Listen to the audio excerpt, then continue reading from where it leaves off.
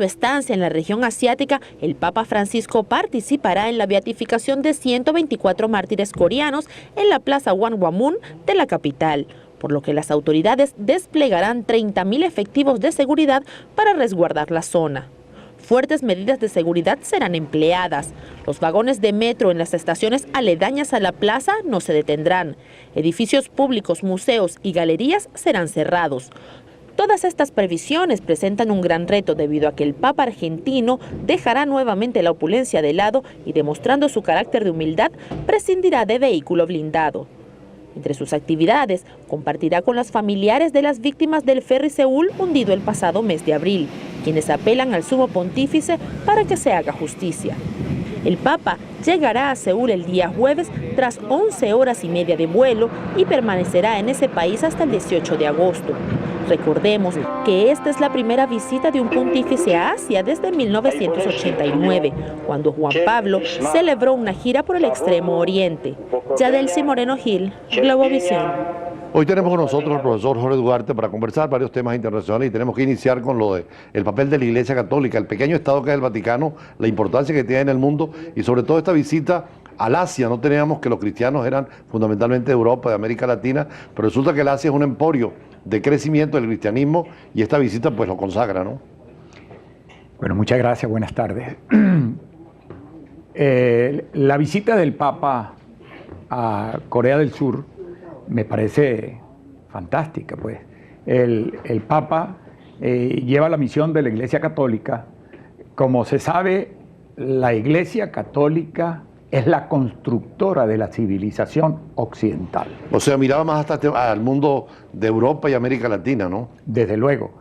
Es la constructora de la civilización occidental y es muy importante su presencia en un país como Corea, que tiene además como colindante a Corea del Norte, un país absolutamente totalitario y comunista, en consecuencia un país ateo. Además, Corea es el segundo país en importancia de católicos después de Filipinas, en presencia real, activa. Sí, hay una población superior al 10% de su población que son católicos.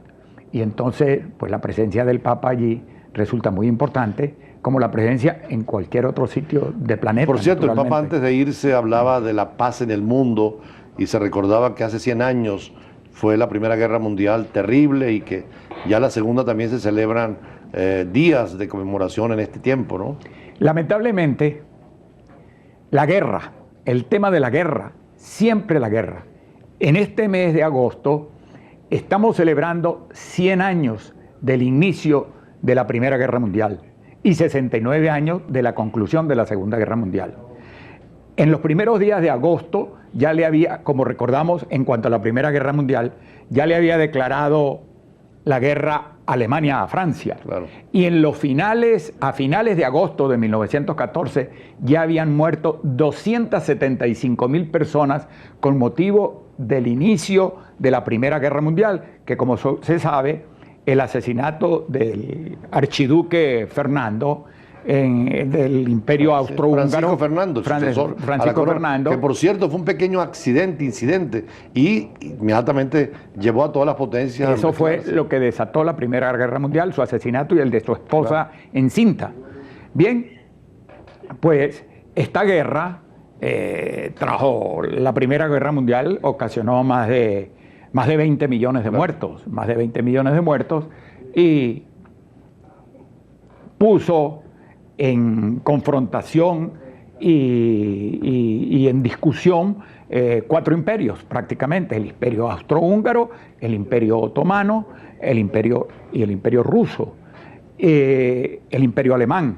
Claro. De allí, lamentablemente, posteriormente, pues del Imperio Alemán surgió el nazismo, y por otra parte de Rusia, es decir, quien capitalizó por Rusia el episodio de la Primera Guerra Mundial fue Lenin. En la Segunda Guerra Mundial fue Stalin. Por cierto, hay un venezolano tachirense que es una personalidad importantísima en el Imperio Otomano. De Nogales. que es el profesor Nogales, ¿no? De Nogales Méndez, era militar. Nogales Méndez, militar, que estuvo en los altos rangos del Imperio Otomano, incluso fue el que entregó Jerusalén a los aliados, lo comparan con Lorenz de Arabia en su historia. Sí, hay quienes dicen que, guardando las distancias, claro, desde luego, para aquel entonces fue una suerte de Francisco de Miranda, ¿no? Muy parecido. Además estuvo en la guerra de Estados Unidos, en Cuba, sí, en Nicaragua, visitó toda Europa, hablaba varios idiomas. Y murió abandonado, desconocido por los venezolanos. Vino a Venezuela y no se le dio la importancia que él ameritaba. Terminó muriendo, creo que en Panamá.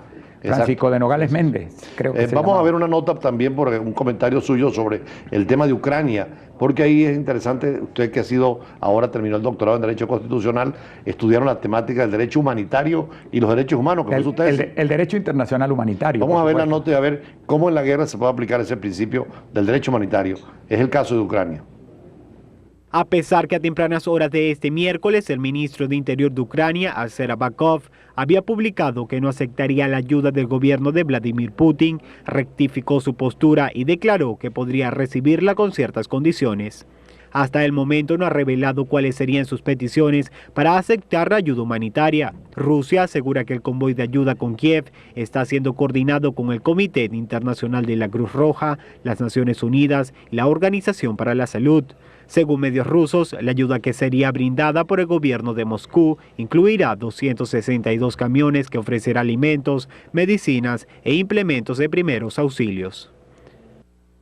Sí, como decía el profesor Dugarte, tiempos de guerra y la guerra qué dramática es, pero de todas maneras vamos a conversar sobre todo cómo la comunidad internacional, cómo el derecho puede, si no eliminar las guerras, humanizar las guerras. Es parte de lo que vamos a hablar en el próximo segmento.